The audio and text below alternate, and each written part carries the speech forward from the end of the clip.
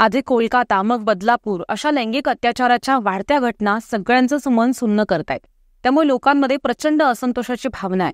लहान मुली आणि महिलांवरती अत्याचार करणाऱ्या आरोपींचा रांझाच्या पाटलांचा जसा हातपाय कापून चौरंग केलेला होता, तसंच चौरंग करायला पाहिजे असं वक्तव्य मनसेचे राज ठाकरे यांनी केलेलं होतं.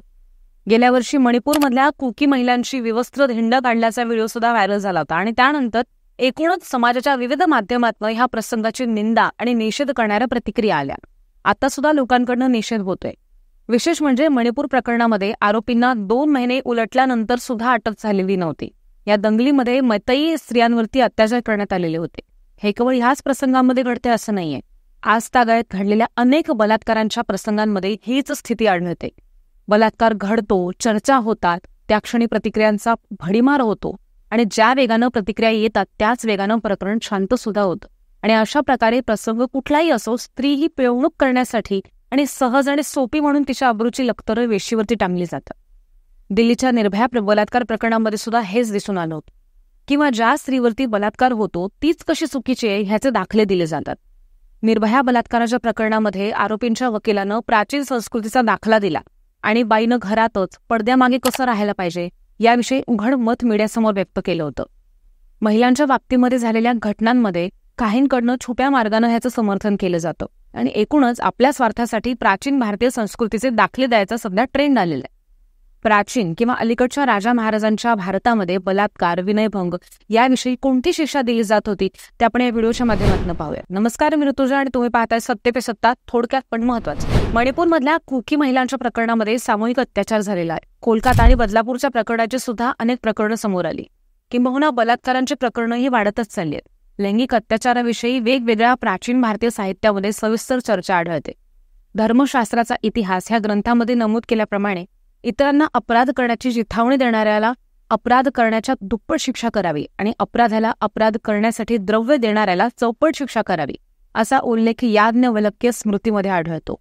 अनेक लोकांनी मिळून बलात्कार करून जर वध केला असेल तर त्यांना खुनी समजावं. जे लोक अपराधाला प्रारंभ करतात किंवा त्या अपराधाला सहाय्य करतात त्यांना प्रत्यक्ष अपराध करणाऱ्याच्या निम्मी शिक्षा द्यावी. तसंच अपराध करण्यासाठी धन देणारा, अपराध रोखण्याची क्षमता असताना सुद्धा अपराध न रोखणारा अशा व्यक्तींना कठोर दंड करण्यात यावा असं कात्यायन आणि बृहस्पती सांगतो. गरुड पुराणातील संदर्भ ह्याबद्दल काय सांगतो त्याचा पण एक आढावा घेऊयात.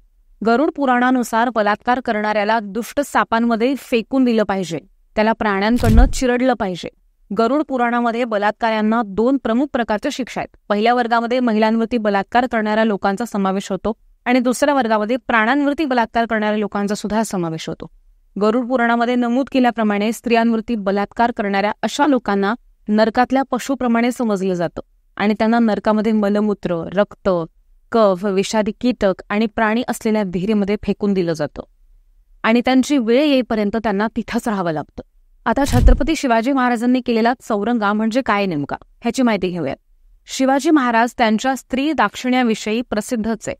स्त्रियांचा अवमान शिवाजी महाराजांनी कुठल्याही प्रकारे खपवून घेतलेला नाहीये असं स्पष्ट केलेलं होतं. महाराजांनी स्त्रियांना दिलेल्या मानाचे अनेक प्रसंग प्रसिद्ध आहेत. पुण्यापासून 30 किलोमीटर अंतरावरती पुणे बेंगलूर महामार्गावरील खेडशिवारपूरपासून 5 किलोमीटर अंतरावरती रांजे नावाचं गाव आहे. रांजे गावचा पाटील भिकाजी गुजर याला दिलेली शिक्षा ही जगजाहीर आहे. ही शिक्षा चौरंगा म्हणून ओळखली जाते. भिकाजी पाटीलनं केलेल्या बलात्काराच्या गुन्ह्यासाठी महाराजांनी त्याचे हातपाय कलम करण्याची शिक्षा दिलेली होती आणि याच शिक्षेला चौरंगा करणं असं म्हणतात. शिक्षेचा धाक इतका होता की त्यानंतर अशा स्वरूपाचं कृत्य करण्याची कोणाचीही हिंमत झालेली नाहीये. त्यामुळेच चुकीच्या गोष्टींसाठी संस्कृतीचे दाखले देणाऱ्यांनी आपल्या संस्कृतीमध्ये कठोर दंड सुद्धा अंमलात आणलेला होता हे विसरायला नको.